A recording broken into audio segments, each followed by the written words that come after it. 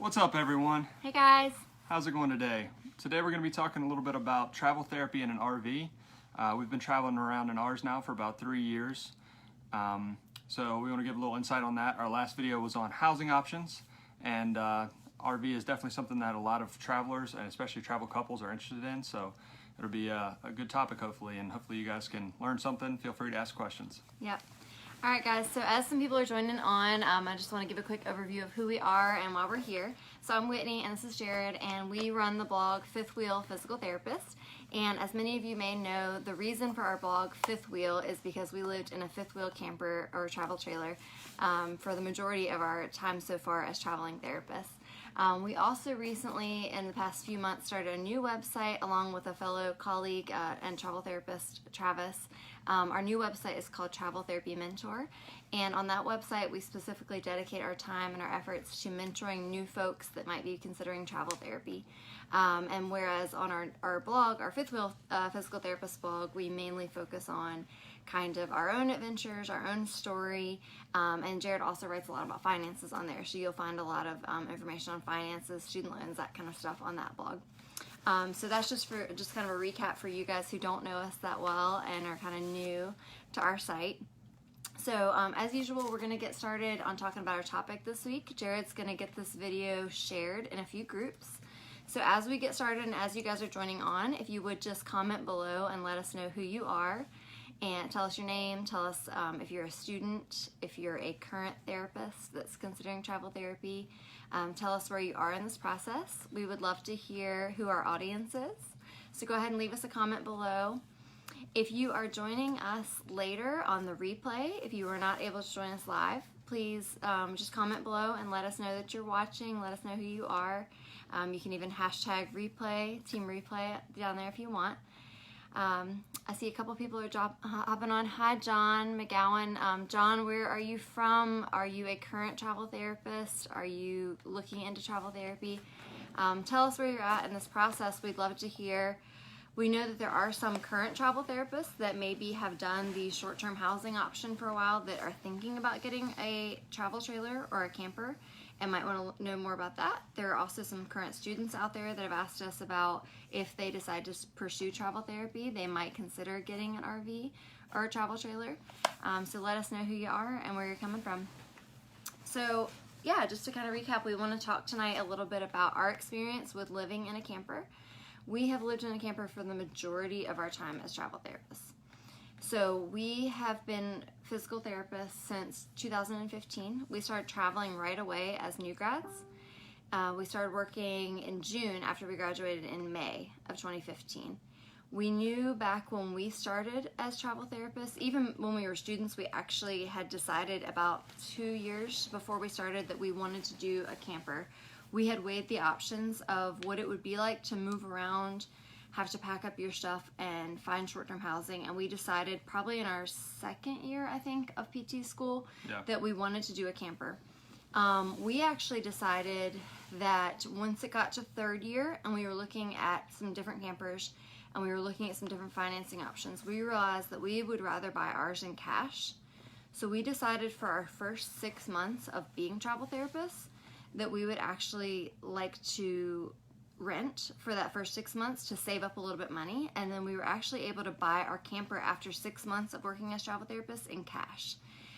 So far in our experience and our careers as travel therapists for the past 3.5 years, for 6 months of it we lived in short-term housing, and then for the rest of the time we've lived in the travel trailer. Yep, and so we've learned a lot since then. When we first got the idea to live in a travel trailer or a fifth wheel or camper, we were really excited about it. We thought it'd be the perfect setup for traveling therapists, and it is a good setup. But especially as a couple. Yeah, especially as a couple, but it's not all sunshine and rainbows. We definitely learned that. Yeah, we've learned a lot. So, I mean, it sounded really cool at first, and it really did help us along the way, and we hope to kind of shed some light on that during this video. So it really was it has been a great thing for us, but there are pros and cons, and so we want to let you guys know up front some of what those pros and cons are so that you'll know going into it is what's going to be good for you and what's going to be bad. Yeah. So let's kind of just hop on and talk to a couple of people. We got John here, who's He's a travel living in a PT. fifth wheel. How's your experience been in the fifth wheel? Yeah, John, Are you let us enjoying it? know what your fifth wheel experience has been like in Texas. That's awesome. Adam is a current PT in Portland, moving into Redding, California in a week. Sweet. Awesome. Adam, are you traveling in a camper or are you doing short-term housing? And then Sonia is a travel mammographer. Sweet. I don't know that I've ever met a travel mammographer. I don't think so. So cool. Sonia, do you live in a camper or are you thinking about living in a camper? Let us know. All right, so first let's talk about the cost consideration. That's usually one of the big things. That's why we chose to travel in a camper. That's why a lot of people that contact us are thinking about traveling in a camper, is because you assume that it's going to be cheaper. And month to month it is cheaper, but you have to consider the other factors that go into it. And some of those are insurance on the fifth wheel or camper, extra gas hauling it from place to place. If you have a big fifth wheel like we do, we have to pull it with the truck, so then I end up driving the truck back and forth to our travel assignment. So that's extra gas. You have to consider things like personal property taxes, and then the big thing is depreciation. So your camper is going to depreciate some over the time that you have it, unless you get a really good deal on it up front. So for us, that's probably been, in 3 years, we think that our camper and truck have probably depreciated about somewhere between $10,000 and $12,000. So it's a big factor to consider. As far as month-to-month costs, on average, we anticipate that probably living in a campground is about $400 to $500 a month cheaper than it is to find short-term housing. So you have to be in the camper long enough to make up for those other costs. So whenever someone asks me about it and their primary goal is paying down debt or some other financial consideration, I always tell them, make sure that you're at least going to be traveling in it for 2 years, and ideally 3 or more years, because at that point, that monthly cost that monthly savings each month will be enough to make up for all those other costs I was talking about. Right. So that's a big thing, is so many people go into this and think, oh, I'm going to get a camper because it'll be a lot cheaper because then you don't really have any costs. But Jared has spent a significant amount of time. I mean, he's really a big financial guru. He spent a significant amount of time weighing the options and writing out our actual costs and comparing that. He even did a poll at one point with some other folks that had done short-term housing and compared the costs side by side. Yeah, so the poll, the results, I'll go ahead and say that. That's where I got that 400 to 500 number. So most people that travel in a camper, and this is countrywide, say that on average their housing with utilities included is about $700 a month, $600 to $700. Our average has actually been around probably $500 or $550, but that's because we've mostly been on the East Coast where it's cheaper, I imagine, and mostly in rural areas. Whereas I did another poll, and people that find short-term housing on average across the country is about $1,100. So that's the difference in monthly costs, is somewhere around $400 to $500. Right. So earlier we mentioned that we think financially, especially for a couple, it's really helpful. But that's kind of the case with even short-term housing. So as a couple, you're going to save money regardless if you are both a travel healthcare pair, because then you can split financial costs. But there are people that even as an individual come out ahead financially with a camper. But I think a big thing is buying used. So if you buy new, you're really going to lose a lot of money in depreciation, just the same way as if you were to buy a new car.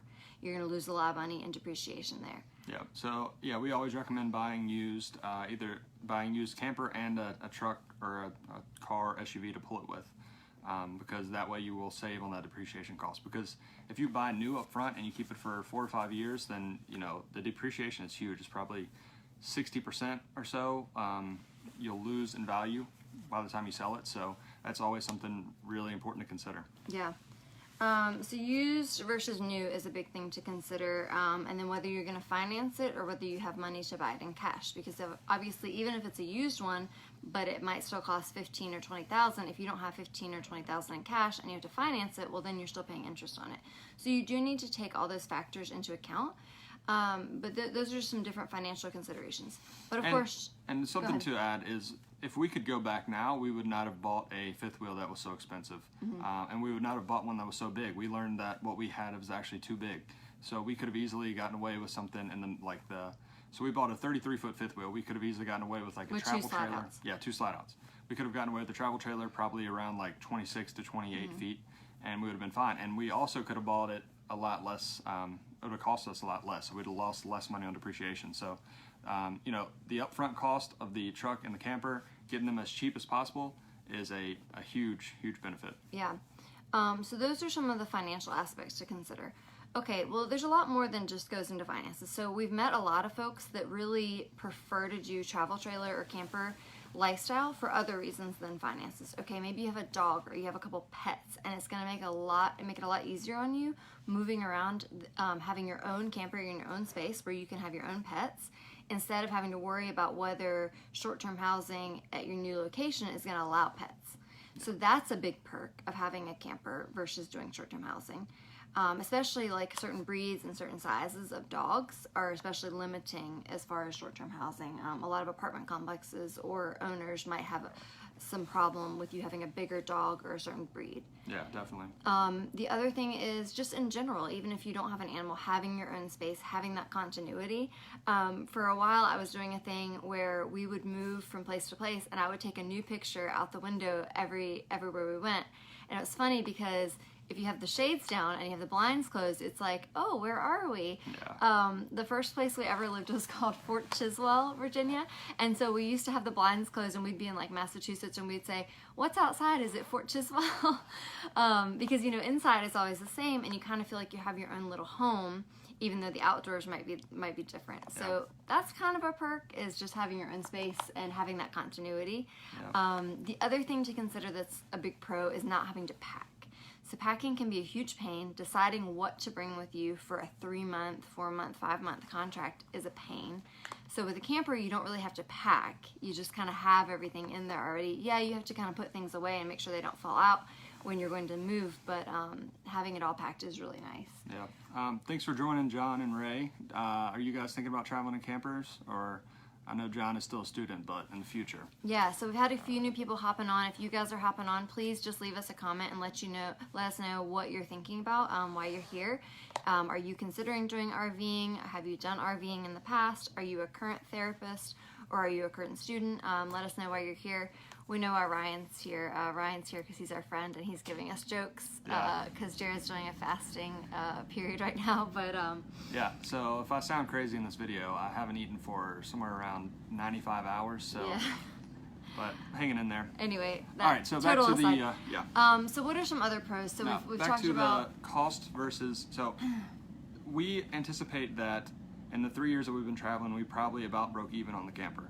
So it takes a long time to break even on that. But like Whitney's talking about, there's intangible benefits in addition to the financial considerations. So yeah, packing and moving it probably took us about maybe 3 hours to pack all of our stuff in there, hook it up to the truck, and be on the road. When we get to the new place, it probably takes us an hour and a half to get most of the things unpacked and the camper unhooked and everything. So compared to packing everything you have into boxes, especially if you're moving furniture, or renting furniture from somewhere and having it delivered, like that's a lot of extra hassle. And then also what she was talking about with finding campgrounds, it's a lot easier to find campgrounds than it is short-term housing. We've had experience with both now, and short-term housing is such a hassle to find for us. I don't know if other people have the same experience, but our first assignment we had a lot of trouble, and then on this assignment we're having a lot of trouble. Right. Whereas campgrounds, it is really simple. It literally takes us about 15 minutes when we find 2 jobs in an area to Google campgrounds in the area and then call them, ask their rates, and we're done with it. Right. Everything's already hooked up for us. You know, we already have, most of the time we have cable, internet. We always have electricity, sewer, water. You just go, plug it in, and you're ready to go. Yeah, so, you don't have to set up your own utilities, which can also be something if you do find a place that is a short-term housing, and say it's not an Airbnb, but you actually have to set up your own utilities. That's kind of a hassle. The other thing about being able to set up and tear down pretty quickly is we've actually been able to decrease our downtime between contracts by living in a camper. So for example, one of the bigger moves that we did was we had a contract in on a Friday in Virginia, and we had a contract start in Massachusetts on a Monday. And so in 2 days, we finished work on Friday in Virginia and started work on Monday in Massachusetts. And we had to take no time off. We just picked up our camper, moved, we're all set by Sunday evening, started work on Monday. Yeah, and those are the kind of benefits that you can't put a price tag on, really. But I mean, I know that other people can make those kind of moves in a short time, but finding short-term housing and having your housing end at the right time and then start at the right time is difficult. And plus things like lining up furniture make it harder. So I don't think that we would have been able to do back-to-back contracts as much as we did, especially on some of the longer moves, if it wasn't for being in the camper. Right, so those are several of the pros. We definitely think there's a lot of pros, and hopefully you guys that are joining us have thought about a lot of the positives. Let me read a couple more comments before we start talking about a few of the negatives. Okay, so we've got Ray that might be considering traveling in an RV in the future. Currently, she's just been doing Airbnb. Yeah, Ray, how's your experience been finding housing, short-term housing? Has it been okay using Airbnb? Karen says she's an OT, also has traveled several contracts. Karen, are you doing short-term housing? I imagine that you are. John is considering an RV life after graduation, also looking into renting one for clinicals this summer, which would be a really good idea. I've actually met 2 other travel therapists. I don't know if they're joining us tonight, but not travel therapists, physical therapy students who are living in one during PT school, which I'm like, gosh, I wish we would have thought about that back in PT school. Jennifer wants to know about our experience traveling different places where they're closed during the winter. We'll talk about that here in just a little while after we get done talking about the general stuff. Yes. Karen says short-term housing is hard with the dogs. Yeah, so pets, that's a big one that we hear. Yeah, Ray said she has to do a lot of research and message a bunch of hosts, which, and usually Airbnb, I mean, it's awesome because it's convenient, but then also usually it's more expensive than other options. So. Yeah, God, even ones in like rural Virginia we're looking at right now, because we're thinking about for our next contract not taking the camper, it's in storage right now. I mean, even some of the rural Virginia ones are like $2,000 a month. It's crazy compared to like $300 for a campground. So let's talk about a few of the cons. So some of the cons are that there's a lot of maintenance that comes with it. It's like having a house on wheels, but they're not as durable. So travel trailers and campers are made to be lightweight and made to be mobile. But the way that somebody explained it to me once at one of the 2000, right? The way that somebody explained it to me, like at Camping World where we were shopping at one point, they were like, imagine taking this home and then taking it down the highway at 65 miles an hour and everything is shaking and moving. Okay, so you have a lot of things that can break down.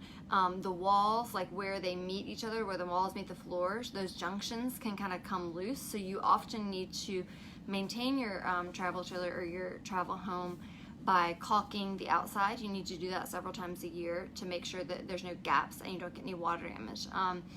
I think like our sink got loose and leaky at some point just from shaking around and moving around. The pipes were loose. That happened on the sink in the kitchen and also happened on the toilet. Right. So those are just little things that happen. Another thing you have to do is you have to seal around the openings on the roof. Probably once a year would be good. Right. So you go up there with this special caulk and put around any areas that looks like it's starting to break down. You just go back over it. It's not a huge deal, but caulking the outside is definitely there's a lot to think about. I mean, of course, then you've got tires on it, and then if you decide to get a motorhome, which is the type that you drive, then you've got all the internal parts like you would have on a truck or a car. You've got a transmission and a motor and all that jazz.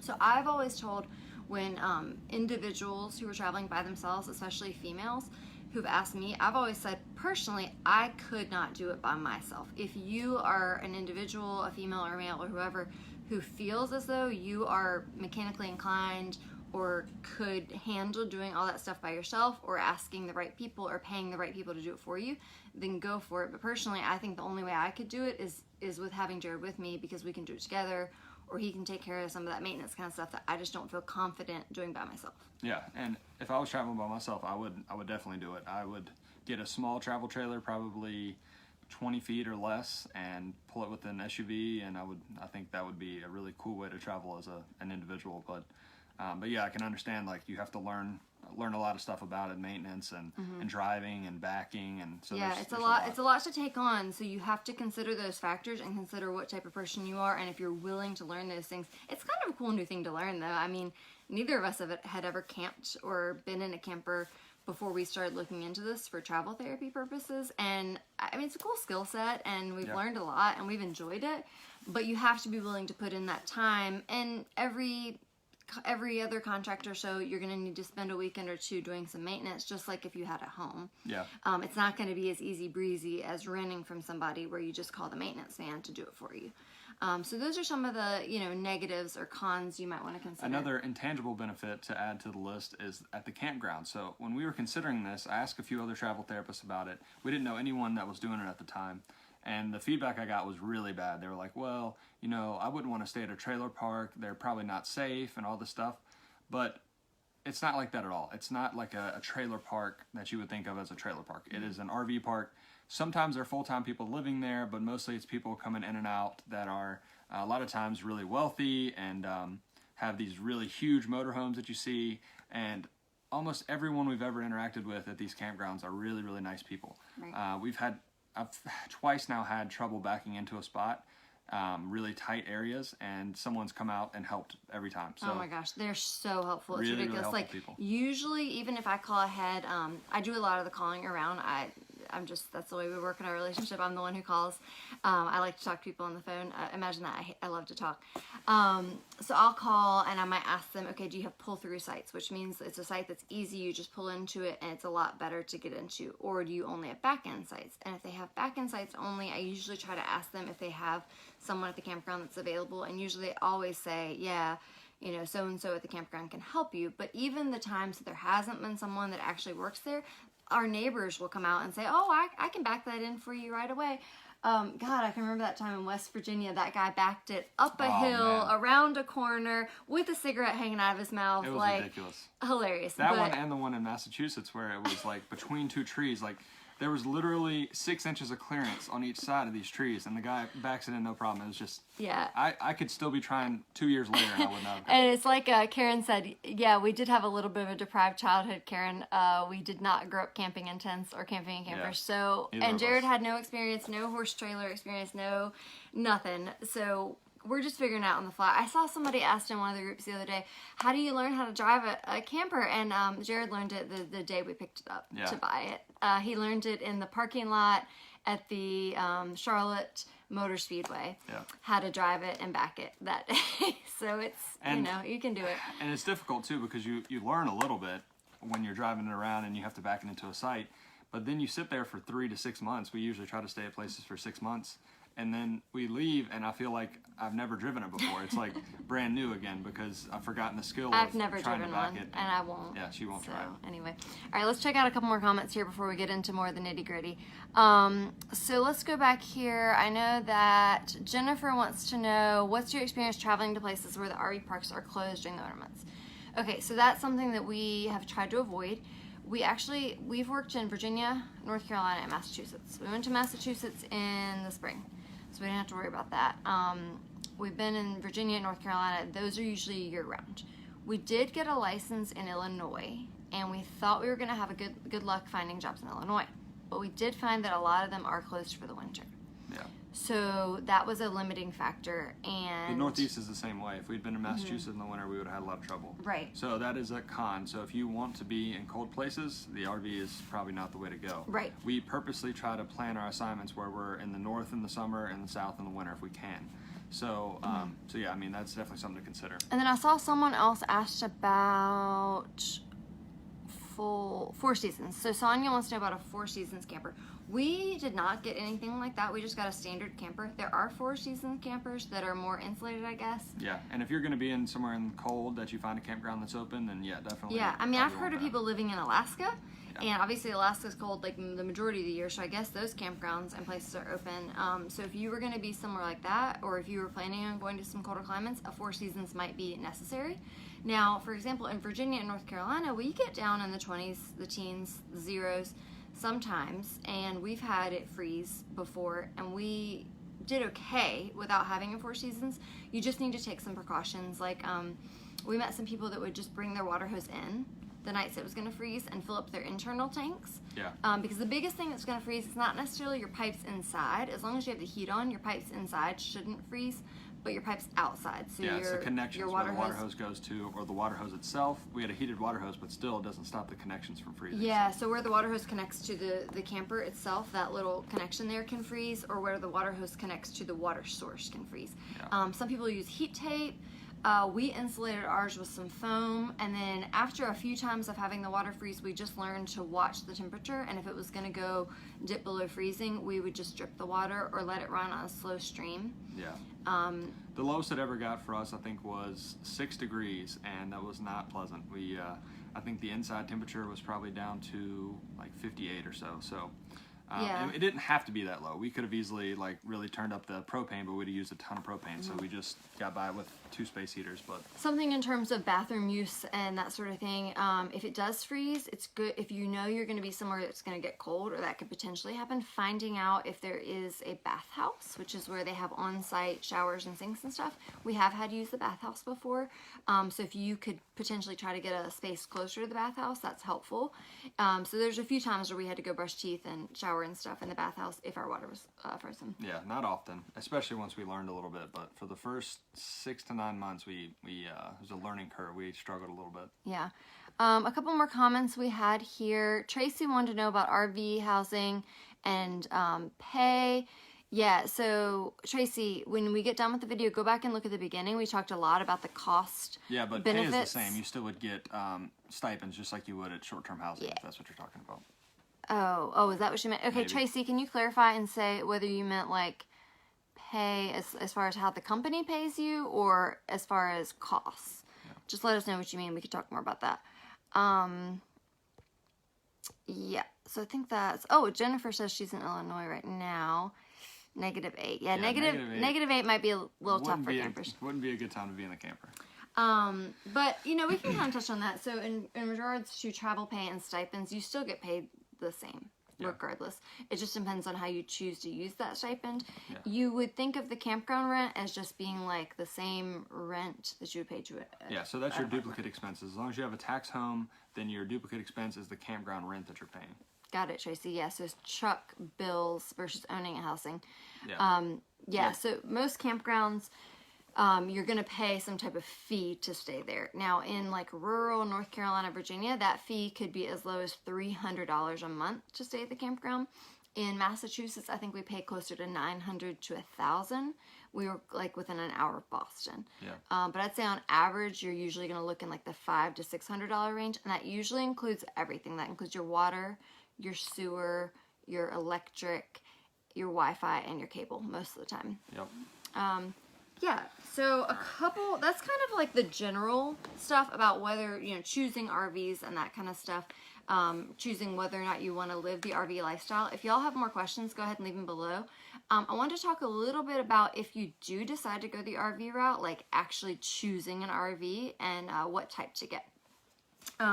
So the first thing to research is the type of RV. So there are motorhomes. There's Class A, B, and C motorhomes. So motorhomes are the type that you drive. So Class A, I think, is like the huge bus, Abbott bus type. Whereas Class B and C are more like the smaller van types. Or it could even be like a school bus. I think that's a Class B, but I'm not positive. I'm not positive. But so the motorhomes, there's Class A, B, and C, and those are the types that you drive. Versus a travel trailer is the kind that you pull. There's different types of travel trailers. There's a pull behind, which is a standard travel trailer that just hooks onto your trailer hitch and pulls behind, just like any other, like a U-Haul, basically, trailer that you would pull. A fifth wheel is the kind that goes up over your truck bed, and you have to have a special fifth wheel hitch in the bed to pull that with. That's the kind that we have. You also have something called a toy hauler, which is the same thing, except in the back there's like a garage basically, and you can drive a motorcycle or a golf car or something. Even a small car sometimes. A small car up inside of it if you wanted to have a car in addition. Some considerations as a travel therapist. For us, we chose to do the truck and fifth wheel combination. Why? Because we felt as though having a motorhome that also had its own engine and its own transmission and that sort of thing was going to be a lot of hassle, in addition to us both needing 2 vehicles. Yeah. Because regardless, if we move to a travel site, we both need 2 vehicles because we're going to have 2 jobs that might be at different places. So we thought it would be easier if we just bought a truck with a trailer we pulled, and we could park the trailer, you unhook it from the truck, you leave it sitting there, and now you have a truck you can drive, and then I just drive my car separately. Yep. Cost was also a consideration. Normally, motorhomes cost more, obviously, because they have a motor in them. So that's more expensive than a fifth wheel on a truck. Sometimes it just depends on how old it is, of course. And then the other reason that we went with the truck and fifth wheel is because if the truck breaks down, you can always find someone that knows how to work on a truck. But if a motorhome breaks down, you can't always find someone easily that knows how to work on a motorhome. So in my mind, I was just imagining like driving between Virginia and Arizona and breaking down somewhere in the middle of nowhere and having no one close by that can work on a motorhome. So that was a big factor, which that might have just been me being overly concerned, but I don't know. Yeah, that plus, imagine if you have something go wrong in the engine or whatever of your motorhome. Well, now you've got to take your entire house in to get work done. And you have to get somewhere temporarily to live in. Yeah. So whereas if something happens to the truck, you just take the truck in and get a rental car, but you can still live in your travel trailer. Yeah. So that was kind of like our consideration in choosing between a motorhome and a truck plus travel trailer combination. Now, in terms of finding the layout that you want, our best suggestion is just to go to a bunch of dealerships, go to some RV shows, and walk into a bunch of them. Look around, figure out what it is in the layout that you like and you don't like. So that way when it comes time to buy one, you kind of have an idea of what is a pro and a con to you. As Jared kind of alluded to earlier, you would be surprised. You can really get by with less than you think. We were worried about storage space and cabinets and all that stuff, and turned out we had way more space. We had some cabinets we didn't even use, storage space underneath the camper that we didn't use or didn't use very much. And so yeah, you can get by with a lot less than you think, but at the same time, don't get something too small because you don't want to be miserable while you're traveling around. You're already going to new places, and you want to have a living space that you're comfortable with. So right. Yeah, I mean, I'm very famous for having too much stuff and packing too much stuff and all that sort of stuff. And I honestly feel like, yeah, we probably could have gotten by with a smaller one than what we did get. We got the fifth wheel because, the fifth wheel as opposed to like a regular travel trailer because we felt like it had more space. But I think now looking back, we probably could have gotten by with the travel trailer. Yeah, and Whitney really liked the higher ceiling in the fifth wheel compared to a travel trailer. So I liked it. You liked it. You're tall. Yeah, but you liked it too. I think you were the main reason. No, that was like a big reason because when we would go in some of them, he's 6'4", and he would walk into them, and it became this like thing where we got to the point where we looked at so many, we would just walk straight to the back, walk in the bathroom, and if his head hit in the shower, it was like, well, we can't get this one, let's leave. That's most travel trailers. The shower's pretty small, but yeah. If you're below 6 foot, you'd probably be all right. But yeah, and even like the living room in a travel trailer is probably only like 6.5 feet tall, so my head's pretty close to the top. Yeah. So whereas in the fifth wheel we had plenty of room in there. So layouts are some considerations. I see a couple more people hopping on. If y'all have any more questions, go ahead and leave them below and we'll answer them. But a few other considerations if you go and start to look at travel trailers and motorhomes, where to buy them is a big thing. Okay, so like I said, the first thing to do would be go and look at a bunch of dealerships. Go look at some RV shows. We ended up scouring RVtrader.com, which is kind of the same thing as like Autotrader.com. And once we kind of had an idea of what we were looking for, we went ahead and looked on there, and we would narrow down our search. You can look by 50-mile radius or 100-mile radius of where you are. You can narrow it down by travel trailer, motorhome type, year, all that jazz, and then price range. So we ended up going on there, and we were between buying it from an individual versus, should we buy it from a dealership? In the end, we found it was easier for us to buy it from a dealership. We ended up buying it through Camping World, which is like about 3 hours from where we're from. We drove down there, we looked at it, and we just felt like it was a lot easier to deal with them as far as titling it and all that stuff. If you feel comfortable buying it from an individual, that's fine, but I would recommend that if you're not very familiar, that you cough up a couple $100 to have someone inspect it for you. Yeah, that's definitely worth it, because if you buy one that has water damage or something on the slide out's messed up or whatever, that can be thousands of dollars in cost depending on what you buy.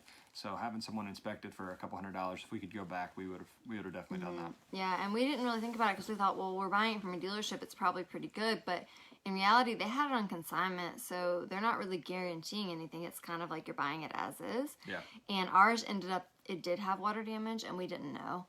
So I wish that we had someone who knew something about RVs, like an independent third party, come and look at it for us. You could You could Google it. You could Craigslist somebody and find somebody, and you can pay them, and they'll go look at it for you and tell you, you know, this and this is wrong. And I would especially recommend that if you're going to buy it from an individual. Yeah, and one benefit of buying it from a Camping World or something like that is I am really usually against buying any kind of warranty.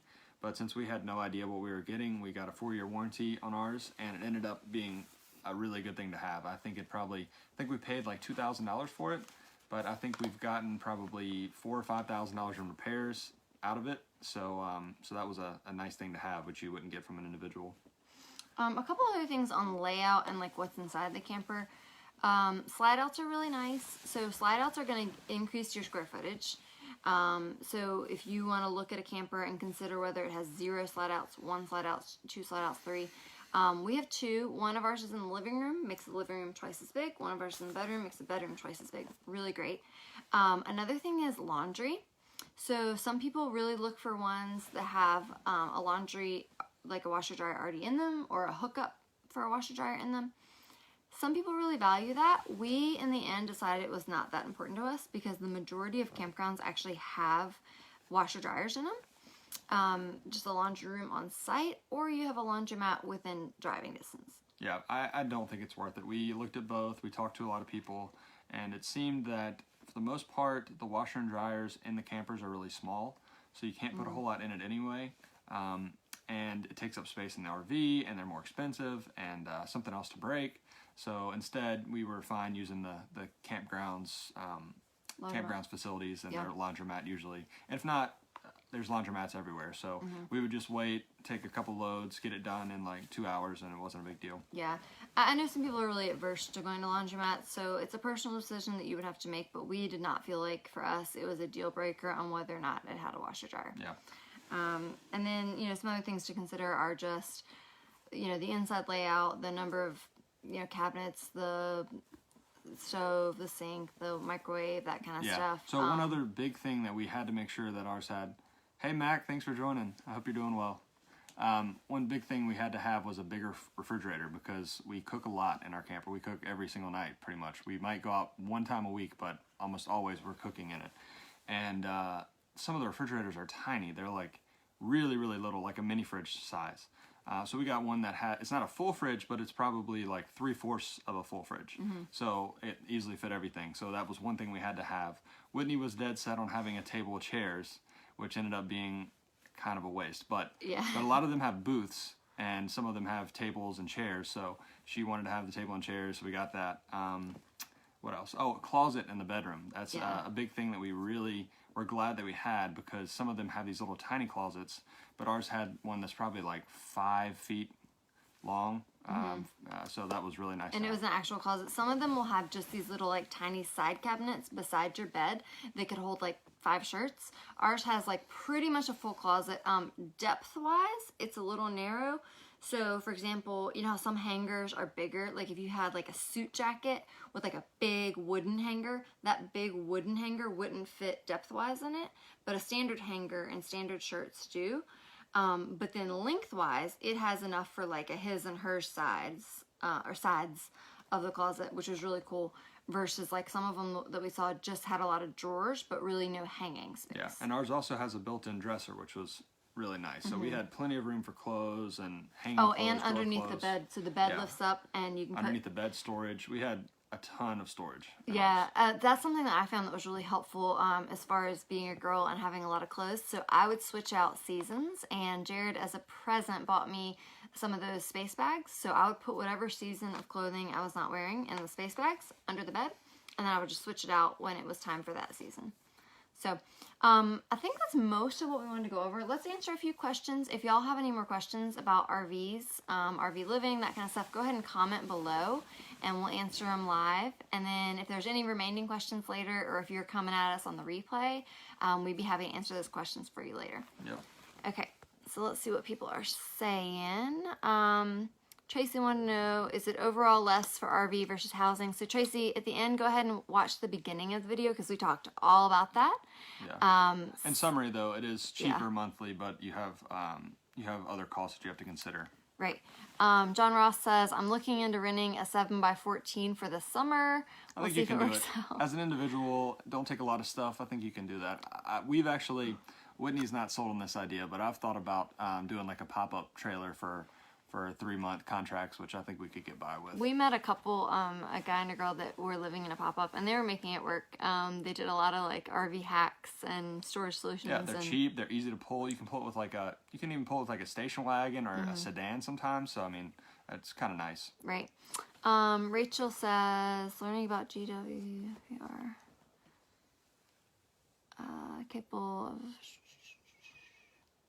Oh, okay. Yeah. So Rachel and her husband So just some got. campers are too heavy for sure.